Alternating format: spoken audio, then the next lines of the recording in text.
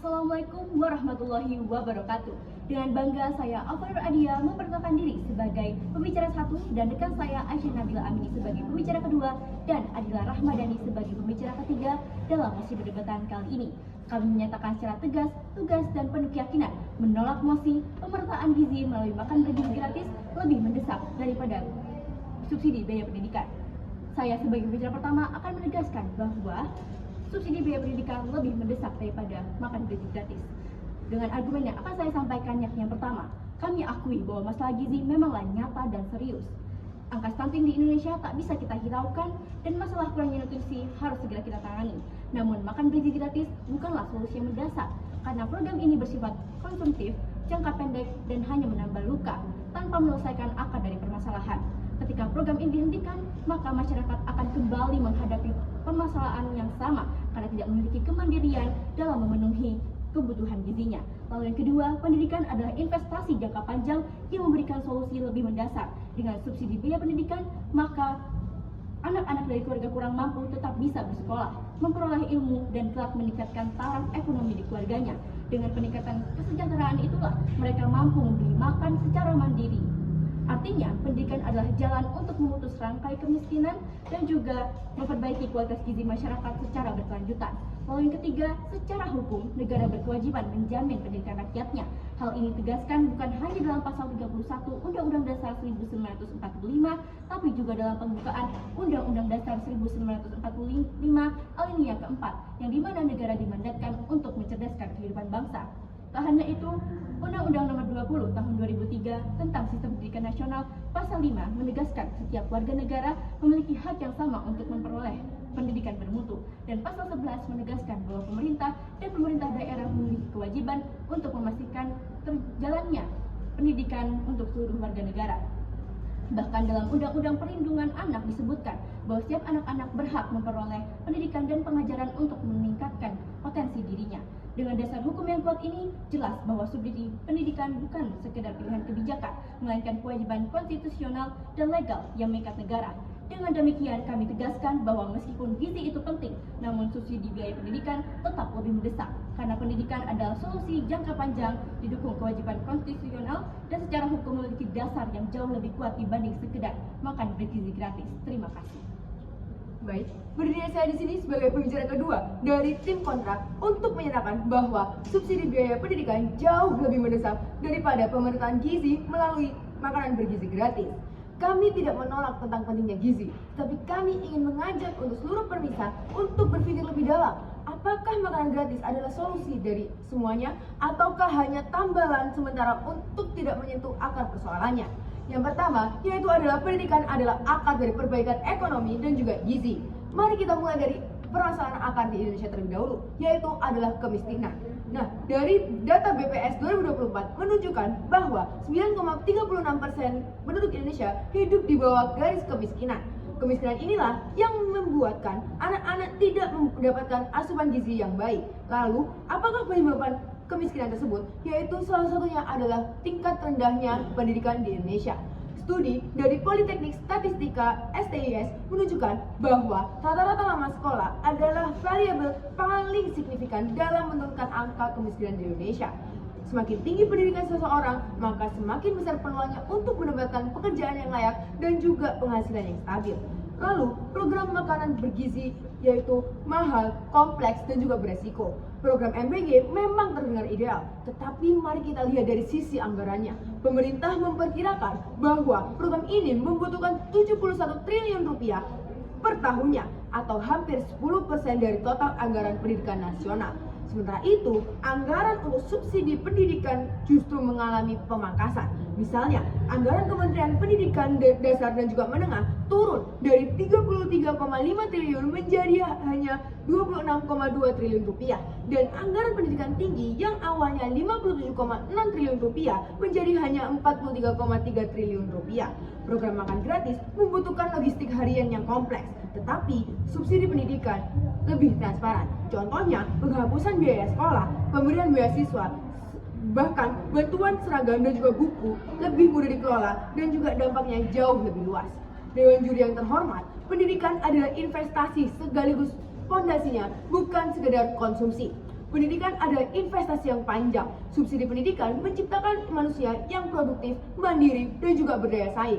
Sementara program makan gratis adalah konsumsi harian yang tidak membangun kapasitas. Lalu dalam konteks pembangunan berkelanjutan, pendidikan adalah fondasi. UNESCO menyebut bahwa pendidikan adalah hak asasi manusia yang fundamental dan kunci untuk pembangunan yang berkelanjutan. Dengan juri yang terhormat, Universitas Airlangga juga menunjukkan bahwa pendidikan ibu sangat berpengaruh terhadap status gizi anak. Ibu berpendidikan rendah memiliki resiko 6,2 kali lebih besar untuk memiliki pengetahuan gizi yang kurang dibandingkan dengan ibu berpendidikan tinggi. Penelitian dari Universitas Diponegoro juga menunjukkan bahwa pendidikan gizi di sekolah dasar secara signifikan meningkat pengetahuan dan juga asupan energi, protein, dan lemak anak-anak. Artinya, pendidikan bukan hanya solusi ekonomi, tetapi juga solusi bagi kesehatan. Presiden juga menyebutkan bahwa program MBG telah meningkatkan kehadiran dan juga prestasi siswa, tetapi dalam data jangka panjangnya masih belum tersedia. Bahkan, laporan dari ICW menunjukkan bahwa target program Indonesia Pintar atau PIP dan tunjangan profesi guru atau TPG justru menurun karena anggaran MBG yang masuk ke postur pendidikan. Artinya, program makan gratis yang beresiko mengorbankan kualitas pendidikan itu sendiri. Ini adalah ironi. Kita ingin anak-anak sehat, tetapi kita juga mengurangi investasi untuk mencerdaskan mereka. Dewan Juri yang terhormat, subsidi pendidikan memiliki landasan hukum yang kuat. Dalam pasal 31 Undang-Undang Dasar tahun 1945 menyatakan bahwa setiap warga negara berhak mendapatkan pendidikan. Dalam ayat 3 juga menegaskan bahwa pemerintah wajib menyelenggarakan pendidikan nasional. Undang-Undang Nomor 20 Tahun 2003 tentang Sistem Pendidikan Nasional juga menegaskan bahwa negara wajib menjamin akses pendidikan yang adil dan juga merata. Subsidi pendidikan bukan sekedar kebijakan, tetapi juga mandat konstitusi. Sementara program makan gratis, meskipun baik, tetapi tidak mempunyai landasan hukum sekuat pendidikan. Dewan Juri yang terhormat, sekali lagi kami tegaskan bahwa kami tidak menilai bahwa program makanan gratis itu juga tidak penting, tetapi kami menekankan bahwa subsidi pendidikan juga adalah solusi yang lebih mendesak, lebih strategis, dan juga lebih berkelanjutan. Dengan subsidi pendidikan, kita tidak hanya menyelesaikan satu masalah, tapi juga membuka jalan untuk menyelesaikan banyak masalah sekaligus, termasuk masalah gizi. Sekian, terima kasih. Dewan Juri yang terhormat, saya berdiri di sini untuk berargumentasi, bukan untuk basa-basi. Sebagai pembicara ketiga dari tim kontra, saya akan menegaskan kembali posisi kami bahwa subsidi pendidikan jauh lebih mendesak dibandingkan program makan bergizi gratis. Adapun poin-poin argumen yang akan saya sampaikan. Yang pertama, masalah gizi memang nyata. Angka stunting di Indonesia masih tergolong tinggi dan ini merupakan problematika negara. Namun Dewan Juri yang terhormat, makan gratis bukanlah solusi yang mendasar. Program ini hanya bersifat konsumtif dan bersifat jangka pendek yang tidak akan menciptakan kemandirian. Begitu dihentikan, persoalan akan terus muncul kembali. Dan sebaliknya, pendidikan adalah investasi jangka panjang. Dengan pendidikan, anak-anak dari keluarga yang kurang mampu bisa memutus rantai kemiskinan. Menurut studi BPS 2024 dan penelitian SPIS menegaskan, tingkat pendidikan adalah variabel paling signifikan dalam menurunkan kemiskinan. Dan ketika kemiskinan berkurang, maka keluarga akan mampu untuk memenuhi kebutuhan dasar gizi anak-anaknya secara mandiri. Inilah solusi akar bahwasanya pendidikan akan mampu untuk meningkatkan ekonomi serta memperbaiki kualitas gizi. Yang kedua, mari kita bicara soal anggaran. Anggaran program makan bergizi gratis membutuhkan 71 triliun rupiah per tahun, hampir 10% dari total anggaran pendidikan nasional. Itu pun dengan resiko-resiko seperti logistik yang rumit, distribusi yang tidak merata, dan potensi-potensi penyalahgunaan. Jika kita bandingkan dengan subsidi pendidikan yang jauh lebih sederhana, lebih transparan, dan berdampak luas seperti pembagian beasiswa, KIP, BOS, bantuan seragam, hingga biaya kuliah, makan gratis hanya akan habis dalam sehari, namun pendidikan akan membekas seumur hidup. Yang ketiga, efek berantai pendidikan yang abadi kita tidak bisa pungkiri. Satu anak miskin yang berhasil meraih pendidikan tinggi tidak akan hanya mengubah nasibnya sendiri, namun akan mengubah nasib keluarganya, komunitasnya, bahkan generasi setelahnya. Ini menunjukkan bahwa pendidikan menciptakan multiplier efek yang sangat permanen. Berbeda dengan makan gratis yang tidak akan bisa memberi dampak sebesar itu. Yang keempat, pendidikan merupakan fondasi kesadaran gizi. Seperti yang disampaikan oleh pembicara pertama dan pembicara kedua, terkait riset-riset Universitas Airlangga dan Universitas Diponegoro yang menunjukkan bahwa tingkat pendidikan ibu sangat berpengaruh langsung terhadap status gizi anak. Yang artinya semakin tinggi pendidikan, maka akan semakin baik pula pola asuh dan kesediaan gizi keluarga. Jadi sekali lagi saya tegaskan bahwa akar masalah gizi bukan hanya akan bisa diselesaikan lewat pendidikan. Dari perspektif pembangunan global, pendidikan adalah syarat utama daya saing bangsa. World Bank mencatat, setiap tahun pendidikan meningkatkan pendapatan individu rata-rata 10%. Yang melalui pendidikan tidak akan hanya memberi mereka materi pelajaran dan skill saja, namun juga akan menanamkan nilai-nilai dan etika yang berperan penting dalam kehidupan nyata. Dengan begitu, terjadinya pertumbuhan ekonomi yang tidak hanya didukung oleh modal yang besar, namun didukung oleh kualitas sumber daya manusia yang berkualitas, sehingga akan membuat pertumbuhan ekonomi akan menjadi semakin baik. Tanpa pendidikan, kita hanya akan mencetak generasi yang sehat fisiknya saja, namun rapuh akan pemikiran, seperti Inyang hari ini, namun ketinggalan keesokan harinya.